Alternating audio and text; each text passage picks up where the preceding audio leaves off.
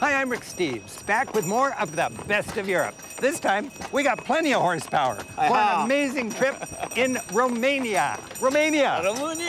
Thanks for joining us.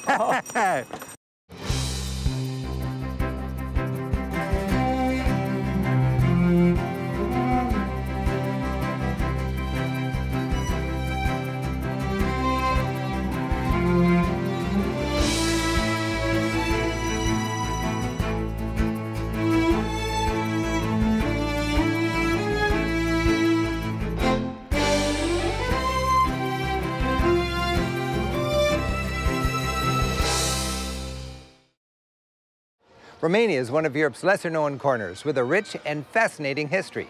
Having come through tough times, today it's a member of the European Union, clearly on the upswing, and a rewarding place to explore. Travelers experience a land of contrasts. Its lively capital has a modern bustle. Its mammoth palace recalls a horrible dictator. A romantic king's retreat stands tall in the mountains, and medieval churches hide behind fortified walls. While many are lured by the Dracula myth, the reality is even more fascinating in this complex land where a vivid folklife still thrives. In the southeast of Europe, Romania sits where the Danube River meets the Black Sea. Starting in Bucharest, we visit Pelish Castle, head for the Carpathian Mountains in Transylvania to visit Brajov and Sighișoara. We finish in the traditional region of Maramureș. Romania's capital, Bucharest, with about 2 million people, is a sprawling tangle of buildings. It's muscular and gritty, hard to like at first glance, but with a thoughtful look, it reveals its charms. Bucharest has a raw and bracing urban energy.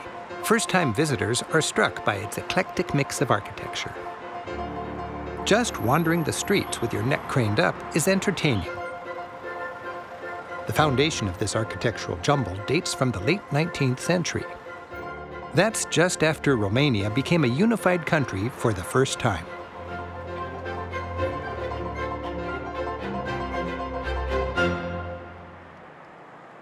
In the 1860s, without a royal family to call their own, the Romanians went shopping for a king who could connect them with the European mainstream. They found one in Germany, where a prince looking for a throne agreed to become King Carol I of Romania. King Carol embraced his new homeland while bringing Western reforms and securing true independence for Romania. Under King Carol, Bucharest blossomed. He imported French architects to give Bucharest a romantic allure. Today, Victory Avenue is a showcase of the city's Belle Epoque, when Bucharest was nicknamed the Little Paris of the East. The avenue rumbles toward the recently rejuvenated Old Town. Under more stately architecture, you'll find inviting pedestrian lanes. This is the traffic-free heart of town. Locals enjoy a fun and relaxing scene, and there's almost no tourists in sight. And the nightlife scene is on the rise. Formerly abandoned shopping galleries are now sweet with hookah smoke. Food trucks fill a vacant lot with late-night sipping and socializing. If you're looking for fun after dark, this part of Bucharest can feel like one big sprawling cocktail party.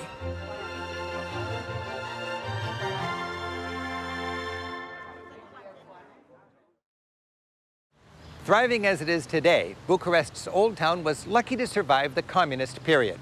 Most of the historic center was wiped out by the dictator Nicolae Ceausescu, so he could build a grandiose new town perfect for a megalomaniac. Ceausescu took power in 1965, and through his 24-year dictatorship, his ego ballooned. He became addicted to massive projects without budgets. After a visit to North Korea, Ceausescu returned inspired to transform his city. He ripped out most of Bucharest's historical core to create this, his enormous civic center. Its wide boulevards and stone-faced apartment blocks all have a distinctive Pyongyang aesthetic. The culmination of his master plan was an immense palace with more than 1,000 rooms, fit for a dictator gone wild. Ceausescu literally starved his people to build his dream. Over 6 years, from 1983 to '89, thousands of laborers worked on it 24/7. When it finally opened to the public in 1994, that was 5 years after Ceausescu died, the Romanian people were both wonderstruck and repulsed. Today, guided tours lead gawking visitors around these vast and empty spaces. You feel small exploring its grand halls, huge staircases, and mega ballrooms. Ceausescu demanded the ideal balcony from which to deliver speeches while looking out over his new town and a boulevard grand enough to match his ego. This palace and similarly extravagant projects all around the downtrodden country created a powerful anti-Ceausescu sentiment that ultimately led to his downfall. In late 1989, with winds of change sweeping the Eastern Bloc, armed revolution spread across Romania. An angry populace filled the square here in front of the Communist Party headquarters. They arrested their dictator and shot him on Christmas Day. This monument honors more than 1,000 Romanians who died in the struggle to overthrow the tyrant and free their country. Today, Ceausescu feels like ancient history, and Romania is proud to be part of the European Union. Joining local families on a Saturday morning in the park, you feel optimistic. While Romania's challenges are significant, it's clear the country is moving in the right direction.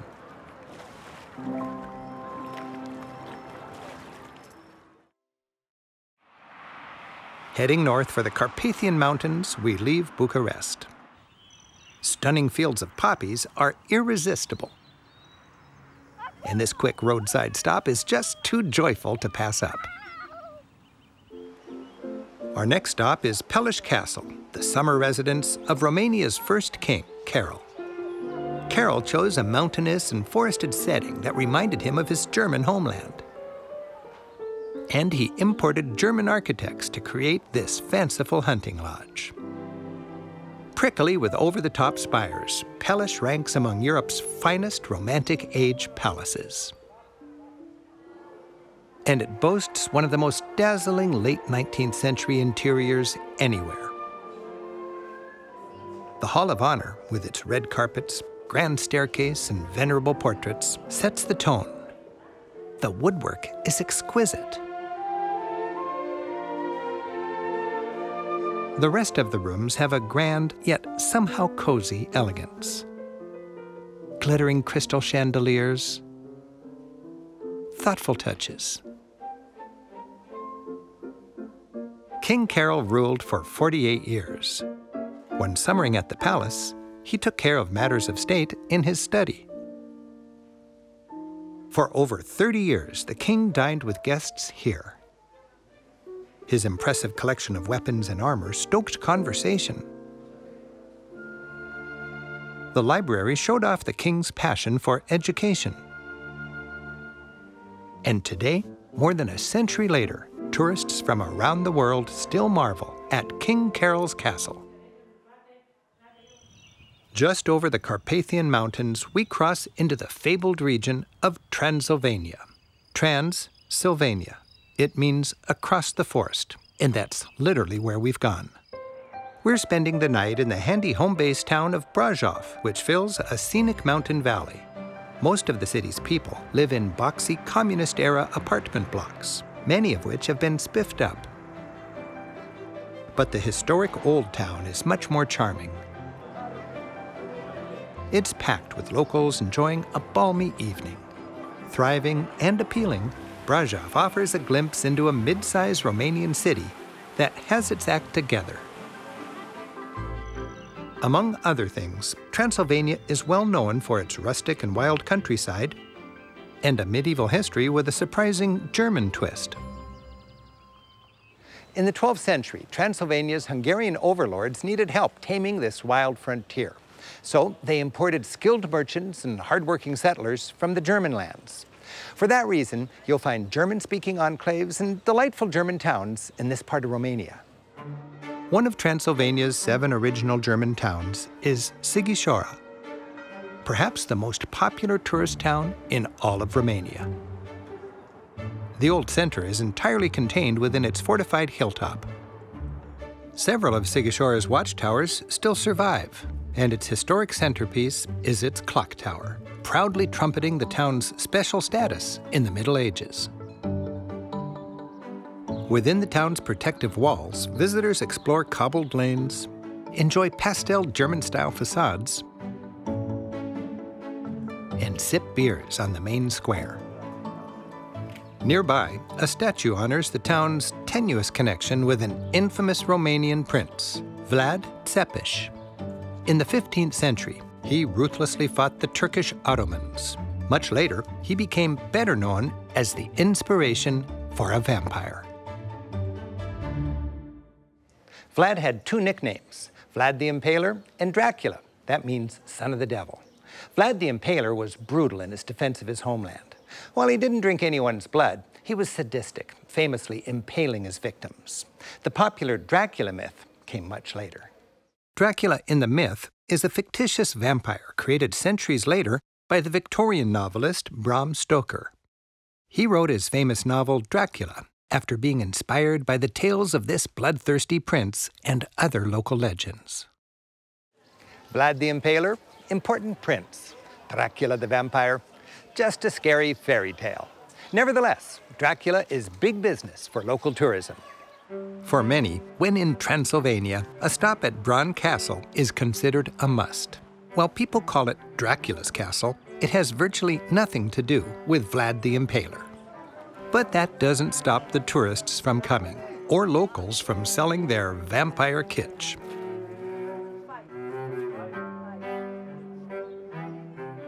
Past the tacky souvenir gauntlet, a cobbled path curls up to the castle entrance.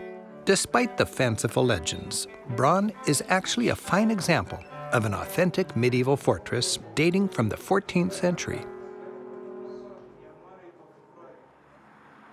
Some of Romania's most memorable fortresses aren't castles at all. They're actually churches. While big towns were well fortified, smaller German villages were vulnerable to invaders. So what did the industrious settlers do? They fortified their churches. Dozens of fortified German churches, mostly built in the 13th and 14th centuries, are scattered across Transylvania. Like other medieval fortresses, they have beefy bastions, stout lookout towers, and narrow slits for archers. Entire communities could take refuge inside, within these wraparound defensive galleries. This fortified church had a room for each family, and when under attack, each family had a defensive responsibility. Stepping inside these churches feels like stepping into medieval Germany. Decoration was humble. Pews were simple benches. Bible quotes are in German. And to this day, the services are Lutheran. Today, most of Romania's ethnic Germans are gone, having emigrated in the late 19th century or fled to Germany after World War II. Those who remain speak a time-warped German and work hard to keep their unique cultural heritage alive. And the cultural heritage of Romania is many-faceted. Appreciating the diversity of the 20 million people who make up this country enriches your experience. The faces, as varied and beautiful as the land itself, tell the story.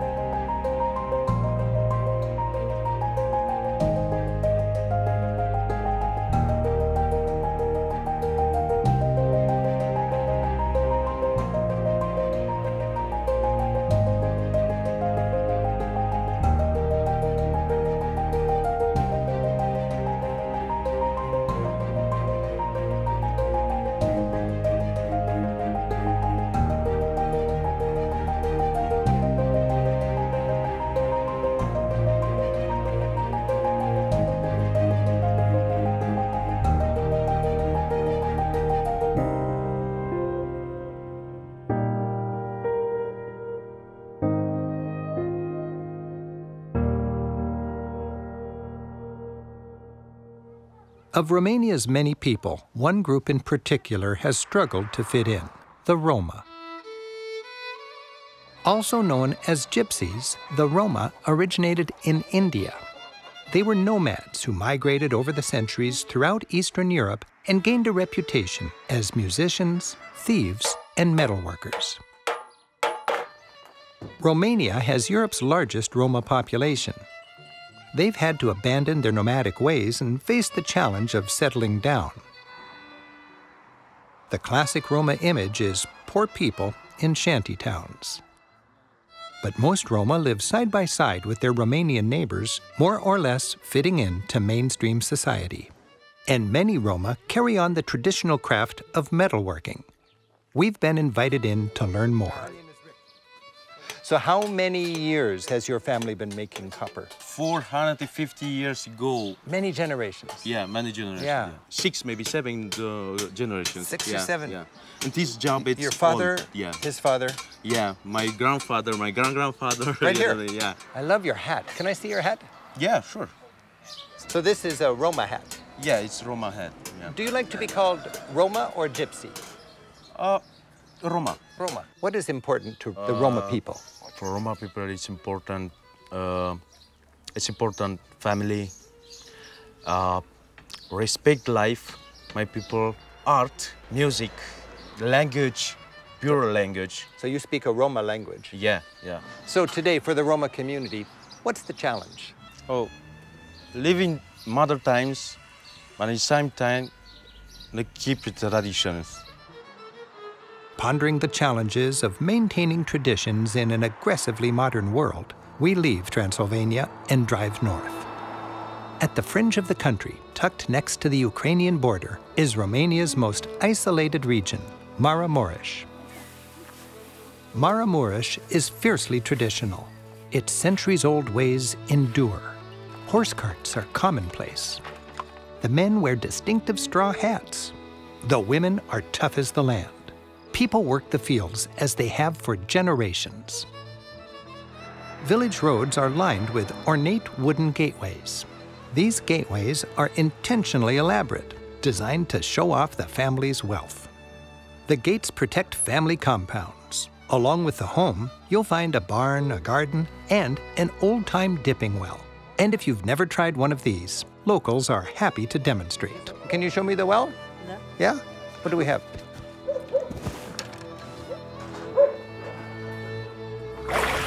Yeah? Like this? Okay. Nice. Okay, so into the horses. There we go. We're staying at a farmhouse B&B. Our host ritualistically closes the gate behind us. People here are superstitious, especially after dark. It's dinner time, but first, we're getting a little tour. Traditional Romanians collect their nicest belongings into one room designed to impress their guests. Heirloom dowries are lovingly displayed. These are bridal gifts going back generations. Tonight, we're being treated to a farmer's feast.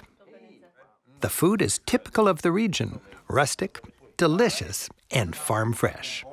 Our host, Anna, is determined to feed us well. Hearty salads, cabbage rolls. Polenta is a daily treat around here, and pork is big. In Romania, like everywhere else, food is especially tasty when it's local and fresh.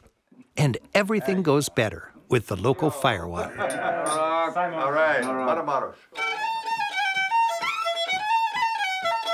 After dinner, the evening continues in the music room, where Anna's husband gets out his violin and shares some rousing folk music.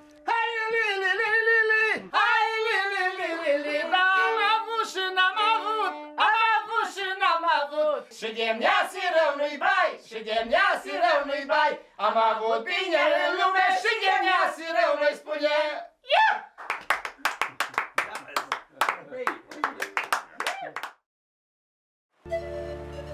In this traditional community, many homes are busy with small-scale crafts and industry. Just up the lane, we meet a family who welcomes us into their cozy yet busy world. The daughter, using a technique that goes back to ancient times, gracefully spins raw wool into yarn. Inside, her mother weaves the yarn into bolts of cloth, which will eventually be made into heavy woolens for the winter. Next door, a watermill does the same work it's done since medieval times. With the flip of a giant lever, George, the miller, sets things in motion. All of this powers his fulling mill, which takes the neighbor's woven wool to the next stage. Wooden hammers relentlessly pummel the fabric. With the help of hot water, the wool is pounded into a dense felt. The finished product is heavy and warm, ideal for the frigid Romanian winter. The water wheel also powers grinding stones. To this day, villagers drop off their grain to be ground into everything from animal feed to polenta. And George also has his own still for making the local brandy, Horinka. He stokes the fire and patiently stirs his heated plum mash to keep it from burning. After its steamy journey through his low-tech water cooler, George's beloved firewater trickles into his bucket. And you can't visit George's distillery without tasting the final product. Oh, yeah. Good? Maramuresh has some of the finest wooden churches in Europe. Their graceful spires punctuate the countryside. Soaring skyward, they seem to connect Earth with heaven. The exteriors show off the quality craftsmanship of local woodworkers through the centuries. And our guide, Teo, shows us how beautifully decorated the interiors are. Teo, this is remarkable. And how old is this church? 17th century. And how old are all these beautiful paintings? 18th century. You know, they look more simple, like what you would see 14th century in France or Germany. Yeah, it was a kind of delay or a very long-lasting tradition. And the carpets. I've never seen a church with carpets everywhere. They are gifts from donators, from parishioners, from the ladies. So ladies want to show their devotion. They bring a carpet. Yes, it's a kind of devotion, a kind of sacrifice, let's say it. And these beautiful embroideries, are these gifts also from parishioners? Yes, for example, here you can see it bears even the donator name. Oh, that's the name of the woman who embroidered this. Even modern churches are still built in the traditional wooden style. Dating from 1995, this one towers 250 feet, with artistic shingle work cascading from peak to eaves. Again, the technical mastery of the woodworkers is on display. Chunky timbers, precisely dovetailed, keep massive walls firmly in place. Just up the road is another unforgettable church, this one with an unusually joyful cemetery. In 1935, a local woodcarver, reviving an old tradition, began adorning what's known as the Mary Cemetery with a forest of vivid memorials. Each one comes with a whimsical poem and a painting of the departed in the moment of death or doing something they loved. Even if you can't read the poems, the images speak volumes. From a lifetime commitment to a traditional trade like weaving, baking, or woodworking. A more modern one like television repair, or to a passion for bicycles. A sad early end by a lightning strike, or a humorous memorial to a lifetime spent enduring a nagging mother-in-law. It's a poignant and good-natured celebration of each individual's life as well as a chronicle of village history. And it's all painted in cherry blue to match the heavens where these souls are headed. Traveling through Romania, I feel about as far from home as I've ever been while still in Europe. Sure, it's got some rough edges, but you'll enjoy amazing sights, endearing people, and rich memories. Thanks for joining us. I'm Rick Steves. Until next time, keep on traveling. Ta, ta, ta. The palace is surprisingly modern. Built in the 1880s, it came with all the latest comforts. Forced air heating, telephone, you name it. Julian, oh, there we go. You'll find German-speaking enclaves and delightful German towns as part of this part of Bilbo. You know what I'm gonna do? There's a little bird over there. Boom, okay. Can I have a little, Horinka, George. Horinka, I'm empty. Oh, come.